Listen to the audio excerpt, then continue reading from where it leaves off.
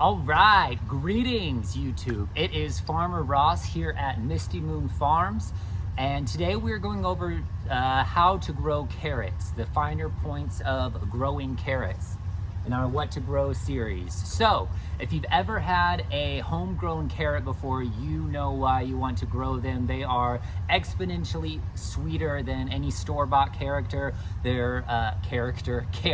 and they're so much more filled with flavor and nutrients than store-bought stuff. It's no comparisons. I've done sugar content analysis on my carrots before versus store-bought, and my carrots are over 100% sweeter than store-bought carrots. So you can just imagine the richness and the flavor that homegrown carrots have. So first order is seeds. Carrot seeds, they come in pelletized and non-pelletized. Pelletized basically just means that they are in a coating that provides nutrients and makes it easier to disperse in a seeder. So carrot seeds are very irregular. They kind of look like caraway seeds or something. So they're kind of irregular and very small in shape. So that can make it harder for seeding machines when you're doing big production to uniformly seed it. So they do something called pelletizing it, which is coating it in this white thing. And basically, I do not recommend that. Unless you are an experienced farmer who needs that to seed it, I do not recommend pelletized carrot seeds. Just get the regular ones. And for all of my seeds that aren't transplants, I do direct sow. So I actually take the rows and I just have seeds in my hand and I walk down the rows like this and I just sprinkle them straight on there. And sometimes I'll come back through with some compost and sprinkle that on top. Sometimes I won't. Sometimes I'll just water it straight in.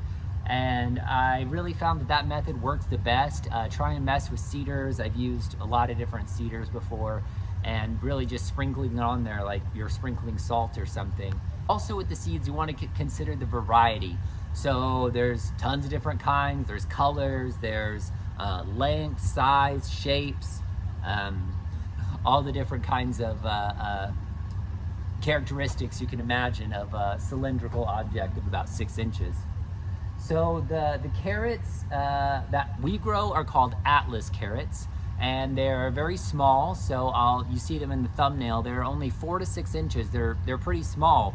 But the reason that we do that is because here in North Texas we have very clayey soil. It's very compact. Even though we're organic and have worked really hard to make our soil nice and fluffy, it's still pretty clayey. And that way, if they're too big, when we go to harvest them in the clay, they just snap off and you don't get the whole carrot. And it's really, really, really tough to harvest the big carrots when you're in soil like this. So that would be something that you would consider. If you have more sandy soil, you could get away with growing bigger carrots.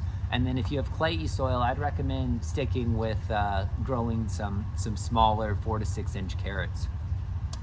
And again, the Atlas variety, so there have been different carrot seeds that have been bred for different characteristics, including flavors and sweetness. And generally when you're selecting seed, they're gonna tell you those things. Looking at the reviews and looking at the actual description for the seeds. I get all my seeds from High Mowing Organic Seeds, not sponsored. I really love them. They have an account rep for me because I'm a commercial grower, and they're always talking with me about varieties and even sending me samples to grow, which I think is a lot of fun. Okay, so that's the soil, that's the seeds, that's the varieties. Carrots are interesting because they're the longest thing to germinate. Yes, out of all the seeds you can be planting, carrot seeds take the longest. And they can take up to 2 weeks from when they are actually a seed to when you start to see the first green leaves, the cotyledons. So just be aware that they take that long to germinate. You're gonna have to keep the soil a lot wetter, a lot longer than you would for any other plant. And then for actually growing the carrots, they also take a really long time to grow, generally close to 90 days. Again, it depends on the variety, but 3 months is a long time to grow a crop. So that leads me into when to plant them. So carrots here in North Texas at least kind of have 2 seasons. You can plant them in the fall and grow them over winter, so you have them ready like early in the spring, February, March time frame. or you can plant them early in the spring when it starts to warm up in February or March, and then you'll have them going into the summer months. So they like it a little bit cooler, and if you overwinter the carrots and you have a really bad freeze and it kills all the greens on top, the carrots are going to regrow their greens. That's actually what carrots are. They're kind of like the fat storage of a plant. They're the carb source of the plant. So if the greens ever die and the plant can no longer do photosynthesis, the sugar content of the carrots is actually going to propel the plant to regrow. That's why you can take carrot tops from the store, stick them in water, and they'll start to regrow, because the sugars in the carrot are what is the plant's food source, only we're hijacking that and taking it.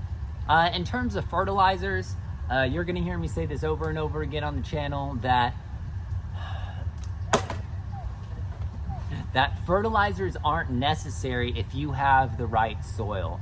So if you have just some kind of standard compost that you're adding every year, or a fish emulsion or something like that, then I haven't seen a lot of benefits from trying to add a certain, in carrots case, most people would add phosphorus or something for the root growth, and I haven't seen that make a big difference. So just stick with your compost, stick with your fish emulsion, and yeah, plant. Pests. Carrots are really easy with pests, not a lot of things like those tops, except for when they're really young.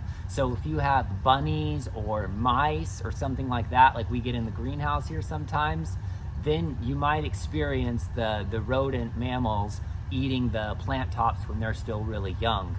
So to combat that, you can see we have the insect netting over here. So for the first few weeks that they're germinating, I'll keep that insect netting on them, and it'll keep anything from eating the tops while they're delicate. But once they start to take off, you're not gonna have a lot of problems with any kind of pests.